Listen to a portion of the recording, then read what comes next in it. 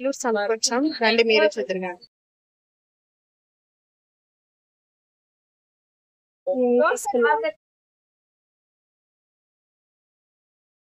సంతలో centre of attraction pink colour తోటకూర అండి.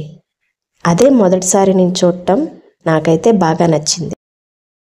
మసాలా దినుసులన్నీ ఒక దగ్గర చక్కగా అమ్ముతున్నారండి, మీరు చూస్తున్నారు కదా. కూరగాయలు పూర్వం మన పూర్వీకులు పాత రోజుల్లో వారపు సంతలో నిత్యావసర సరుకులు, కూరగాయలు ఇలా తీసుకునేవారంటండి. ఎండి చేపల దగ్గరికి వచ్చాము. మా గోదావరి జిల్లాల వారికి ఎండి చేపలంటే మహాప్రాణం అండి. వీటిని కాయగూరల్లో వేసుకొని చాలా ఇష్టంగా తింటామండి. ఎండి చేపలు తాటాకు ఎండి చేపలు అంటారు. సైకిల్ సంత చూసారా, సందర్భంగా. ముఖ్యంగా మేము సంతకు వెళ్ళడానికి కారణం తోటకూర కాళ్ళు అలాగే సమ్మకాయలు తీసుకోవడానికి వెళ్ళాము. మా నానమ్మ వీటితో చాలా చక్కగా చేసేదండి వంటలు. ముఖ్యంగా తోటకూర కాళ్ళు అయితే పచ్చి రొయ్యలు, ఎండు రొయ్యలు వేసి వండేది. సమ్మకాయలు అయితే శనగపప్పు, ఎండు రొయ్యలు వేసి వండేదండి. ఆ జ్ఞాపకాలు మా డాడీకి గుర్తొచ్చి అక్కడ తీసుకువెళ్లారు.